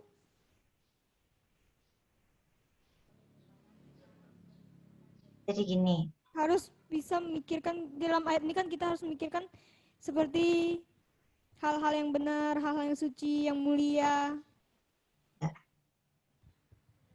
Jadi dibantunya adalah gini, kamu proklaim sendiri ya, kamu minta Roh Kudus, saya memikirkan semua yang benar, semua yang mulia, semua yang suci. Terus kamu pikirin, yang mulia itu seperti apa, yang suci itu apa, gitu. Jadi pikirin hal-hal yang sedap didengar. Kalau misalnya kan suka pikiran negatif ya, atau mungkin mengenai entah itu mengenai seks gitu. Tuhan, saya nggak mau pikirin seks lagi. Saya mau memikirkan Engkau adalah Allah yang kudus, Allah yang mulia. Allah itu berkuasa atas hidup saya, Allah itu baik, seperti itu. Bisa. Jadi kita ganti pikirannya. Seperti itu sih, Vika. Mungkin ada tambahan dari Wester.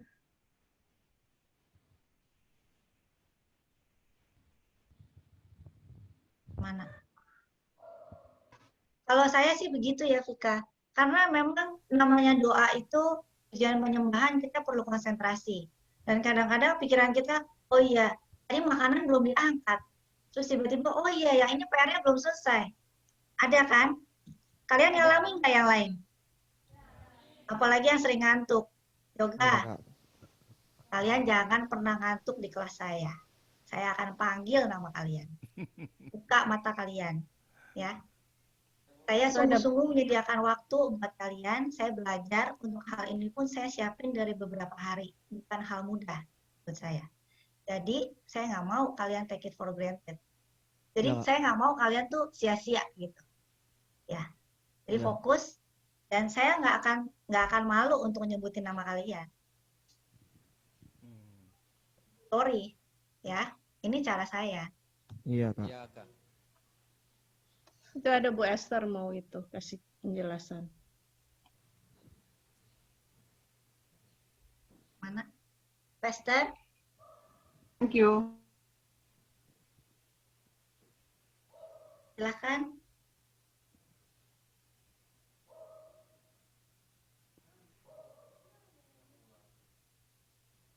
Kayaknya malah hilang. Oh, hilang.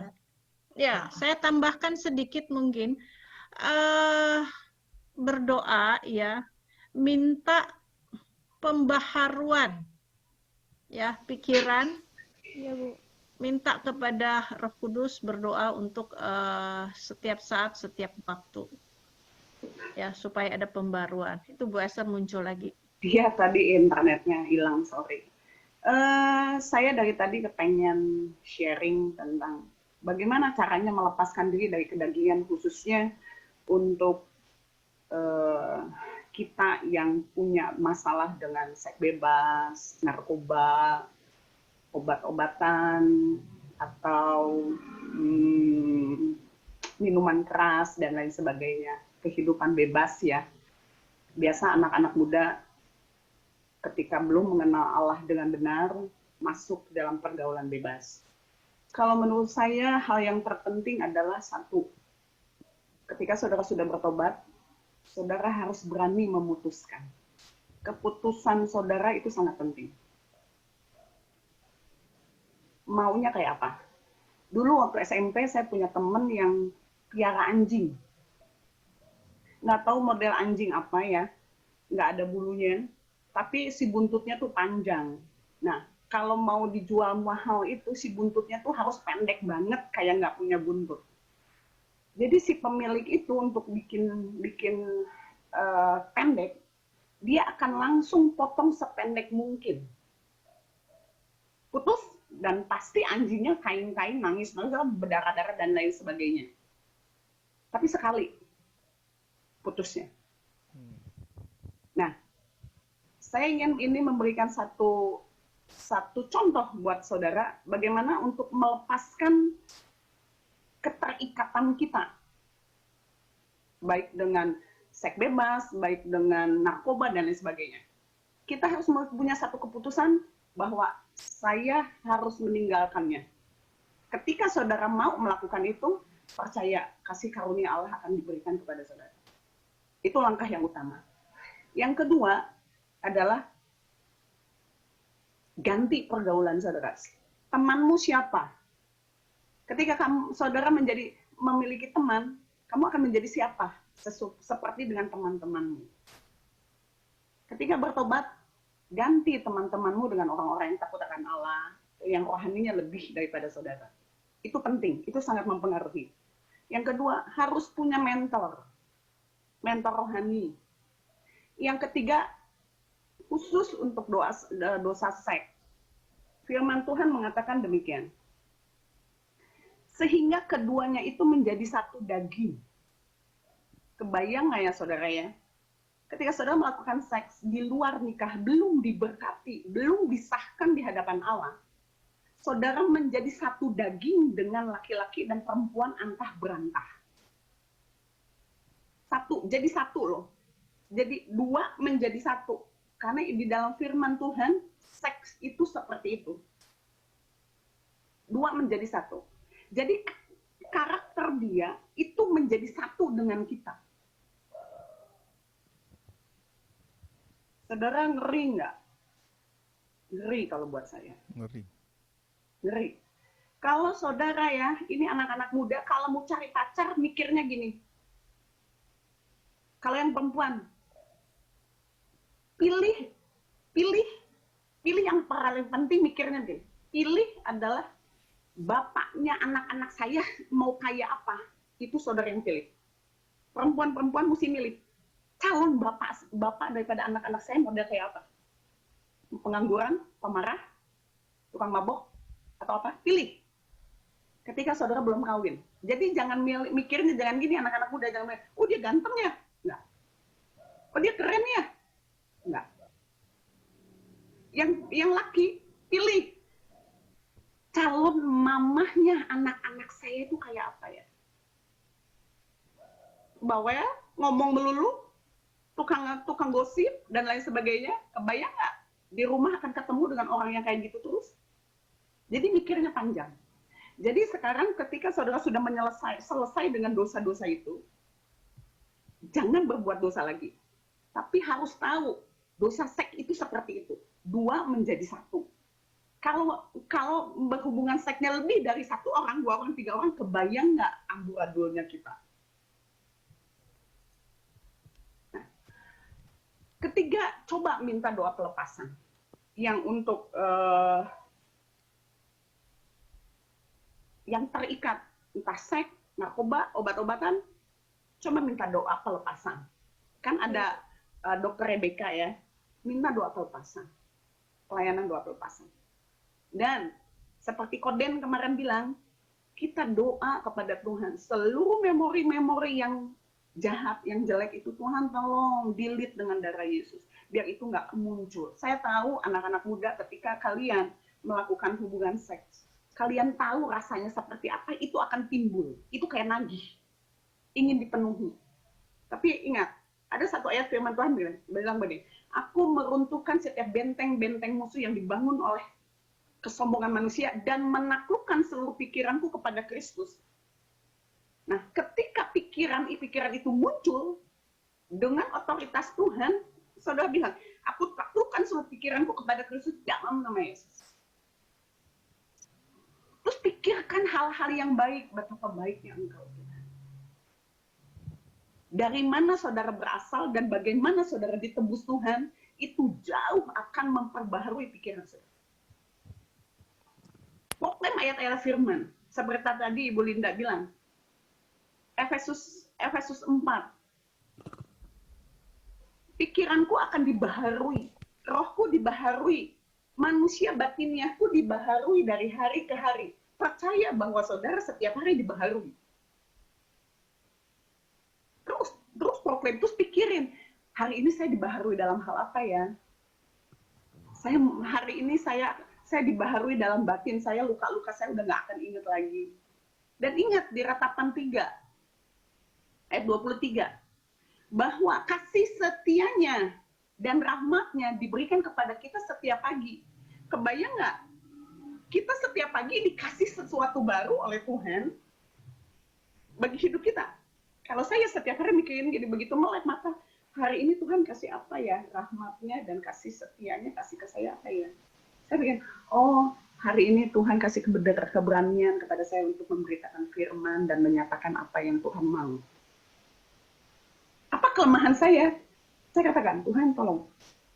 Saya ini penakut Tuhan. Orang penakut nggak masuk surga. Wahyu 21 ayat 8. Takut menyatakan kebenaran.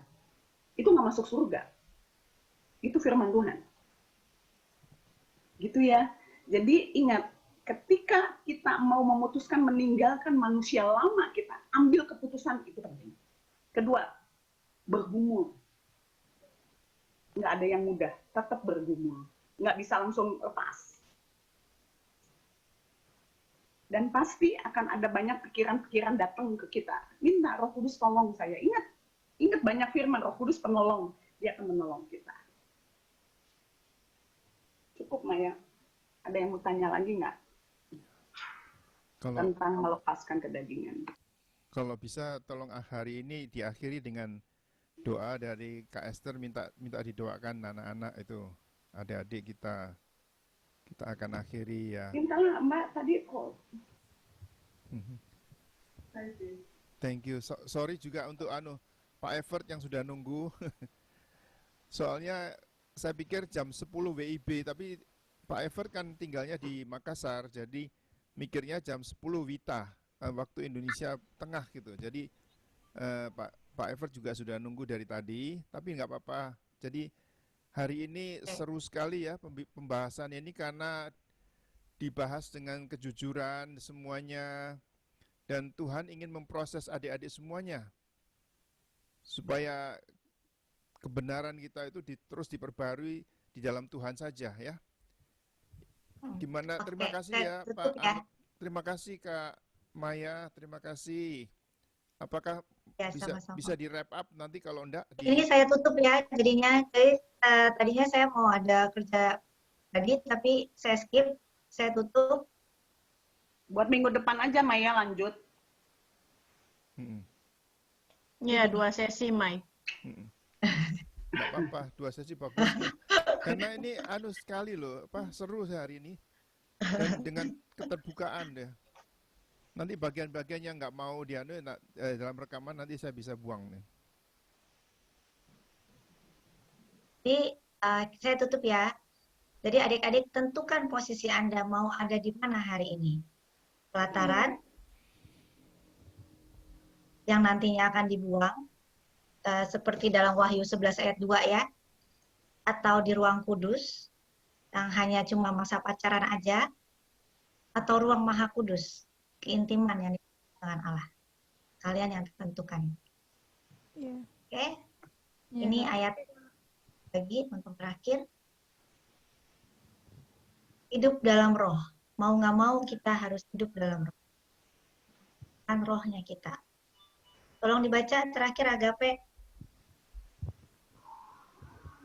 Hidup dalam roh, supaya tuntutan hukum Taurat digenapi di dalam kita yang tidak hidup menurut daging, tetapi menurut roh.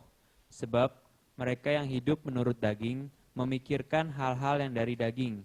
Mereka yang hidup menurut roh memikirkan hal-hal yang dari roh. Karena keinginan daging adalah maut, tetapi keinginan roh adalah hidup dan damai sejahtera. Roma 8 ayat 4-6. Ya, ayatnya supaya kalian ingat buat petunjuk bahwa keinginan roh adalah hidup dan damai sejahtera. Jadi kasih makan daging kalian. Hidup kita hanya sementara. Kita paling lama hidup berapa tahun? 100 tahun. Mau hitung pakai jari masih bisa. Tapi hidup dalam kekalan itu nggak akan pernah habis. Sampai mulut kita capek pun buat menghitungnya itu nggak akan pernah selesai. Jadi kalian yang pilih. Tentukan hari ini mau di mana. Dan kalau udah menentukan pilihannya, lakukan. Karena apa dilakukan itu akan menjadi sia-sia. Itu aja dari saya. Terima kasih. Gimana kalau Kak Esther mau tutup dalam doa? Nanti kita akan lanjutkan lagi dalam bahasan yang berikutnya. Oke, saya tutup dalam doa ya. Tapi 5 menit saya ingin saksikan satu hal. Saya punya kenalan. Saya tahu anak ini. Dia dari kecil terlalu dimanja, bukan kekurangan kasih sayang, tetapi terlalu limpah kasih sayangnya, sehingga dia menyia-nyiakan hidupnya dari masa kecil. Dari sejak kecil, remaja, dia sudah kenal namanya dunia obat-obatan. Dari sejak kecil, SMP, SMA, dia sudah mengenal seks bebas. Bukan 1 atau 2, tapi banyak. Dan ketika terikat dengan narkoba, saat dia nggak punya uang, di antara mereka ada istilah TP. Saudara tahu nggak artinya yang pernah melakukan hal-hal ini? Tukar badan. Nggak punya duit, tukar badan. Dan ketika tukar badan, satu hari anak ini terjangkit HIV. Ketika dia tahu dia terjangkit HIV AIDS, dia sangat marah dan dia balas dendam. Dia makin melakukan dosa seks yang lebih banyak untuk membuat orang-orang yang berhubungan dengan dia terkena AIDS, terkena HIV. Dia marah atas hidupnya karena dia terkena HIV. Singkat cerita, kondisinya makin memburuk, dan akhirnya dia bertobat karena dia takut mati. Dia melihat neraka dan lain sebagainya, kasih karunia Allah turun, dan ada beberapa hamba Tuhan melakukan doa pelepasan kepada perempuan ini, dan saudara tahu nggak? Keluar cacing kecil-kecil. Kayak kalau kita ngomong mungkin ya, kalau bahasa saya cacing kremi dari mulut, dari mata, dan maaf kata, dari bagian intimnya wanita. Ketika pelepasan, itu cacing-cacing itu keluar dari tubuhnya. Dan dia betul-betul bertobat, tapi dia kepengen hidup. Namun Tuhan berkehendak lain. dia meninggal. Ini masih muda, saudara. Masih umur 20-an. Saya ceritakan ini kepada kalian yang masih muda. Jaga hidupnya. Iblis hanya memberikan kembang gula yang terlihatnya nikmat sesaat. Tapi ujungnya mengerikan. Kasih karunia saudara hari ini ada di Bison. Kasih karunia saudara diberikan kesempatan besar oleh Allah, ditebus oleh Tuhan dari kehidupan yang lama untuk masuk Bison, dibaharui dari hari ke hari. Saudara nggak usah bayar apapun, saudara hanya cukup percaya dan taat dan melakukan firman itu bukan hanya sebagai pengetahuan atau hanya di mulut aja. Jangan, tapi lakukan. Ada sesuatu yang besar yang ingin Allah lakukan, Allah kerjakan dalam kehidupan saudara ketika saudara dipulihkan. Ada banyak orang-orang yang dipulihkan sangat luar biasa. Saya adalah salah satu orang yang dipulihkan. Saya dulu juga pakai obat, saudara. Saya ingin bunuh diri berkali-kali, mungkin ada 7-8 kali.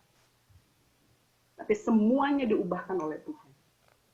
Dan bisa menjadi hari ini, yang dari tadinya jelek, brengsek, kotor, itu semua karena kasih karunia Tuhan. Dan saya ingin menyatakan kepada saudara, betapa beruntungnya saudara diambil. Kalau istilah saya, dipungut. Kita nggak layak sebetulnya. Saya dipungut Allah dan dijadikan indah. Seperti hari ini, itu kasih karunia. Dan begitu juga saudara. Saya beberapa hari ini bergumul dengan Bison. Dengan cara belajar dan mengajar saya dengan Bison.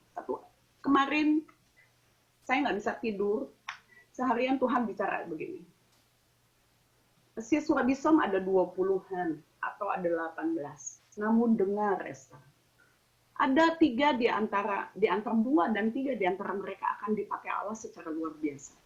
Mungkin ada di antara mereka yang akan gugur dan hanya menginginkan hal-hal yang untuk kesenangan atau mungkin saudara pelarian dari satu situasi di luar masuk Bison hanya untuk sebuah pelarian, atau saudara membutuhkan sesuatu yang pasti atau nyaman, atau saudara masuk Bison hanya untuk coba-coba kayak apa sih daripada di luar nggak jelas mendingan masuk Bison. Tapi Tuhan cuma bilang begini, aku nggak masalah kok dimanfaatkan oleh manusia karena aku mencintai mereka. Aku nggak masalah disalah mengertikan oleh mereka karena aku mengasihi mereka. Dan aku menginginkan mereka untuk hidup, bukan untuk mati. Jadi, Tuhan mengajarkan saya untuk jangan peduli dengan apapun motivasi mereka, tapi Allah sanggup mengubahkan motivasi saudara ketika firman itu disampaikan kepada saudara. Dan ada satu kuasa yang sedang dilepaskan melalui firman, baik oleh saya, baik oleh Amaya, baik oleh siapapun hamba-hamba Tuhan yang memberikan pengajaran kepada saudara. Ada satu kuasa yang sedang dilepaskan kepada saudara untuk mengubah saudara. Percaya atau tidak, kuasa itu ada di dalam Bison, di Singkawang. Disadari tidak disadari, kuasa itu ada di dalam hidup saudara, ada di tempat di mana saudara. Walaupun saudara melakukan kejahatan di hadapan Allah, mungkin saudara melakukan rupa-rupa kejahatan di Singkawang. Nggak perlu saya sebutkan satu-satu, tapi ingat, Allah melihat. Dan Allah memperhitungkan itu. Dan Allah akan mendisiplinkan itu. Dan Allah rindu saudara semua bertobat. Berbalik dari jalan-jalan yang jahat dan kembali kepada Tuhan. Dan menyerahkan hidupnya kepada Tuhan. Karena tidak ada yang tersembunyi di hadapan Allah. Ada satu urapan yang besar yang turun atas siswa-siswa di sana. Dan Tuhan bilang begini kepada saya nggak bisa tidur sampai jam 5 pagi. Saya baru tidur. Dan saya baru bangun jam 7 pagi. 2 jam, nggak nyampe 2 jam saya tidur. Dan Tuhan bilang, aku akan mengubah mereka, ada beberapa di antara mereka akan menjadi penyembahku. Akan ada di antara mereka menjadi pecinta Allah. Akan ada di antara mereka menjadi seorang penginjil. Akan ada di antara mereka yang akan dipakai dengan tanda-tanda heran dan mukjizat. Jadi dari 16, dari 17, mungkin akan ada 2, 3, 4. Kita nggak boleh patah. Allah lebih terfokus kepada proses, bukan hasil, bukan banyaknya. Tapi berapa banyak yang bisa bersungguh-sungguh ditemukan emas di antara saudara ini. Dan mata Allah tertuju kepada saudara hari-hari ini. Saya nggak mau sebutkan siapa-siapanya, saya nggak mau saudara gugur di tengah jalan. Karena saudara sudah terbang, saya akan dipakai Allah seperti ini. Tapi semua adalah proses. Dan saya rindu saudara bersiap hari ini. Bapak, terima kasih untuk Yesus yang Kau berikan bagi kami. Bapak, terima kasih untuk Roh Kudus yang senantiasa Engkau berikan kepada kami. Siang hari ini Tuhan, kami menyerahkan seluruh siswa-siswa ke dalam tangan-Mu. Engkau melihat pergumulan mereka dengan kedagingan mereka. Kami tahu Engkau sudah mengampuni mereka. Kami tahu penebusan-Mu cukup untuk mereka.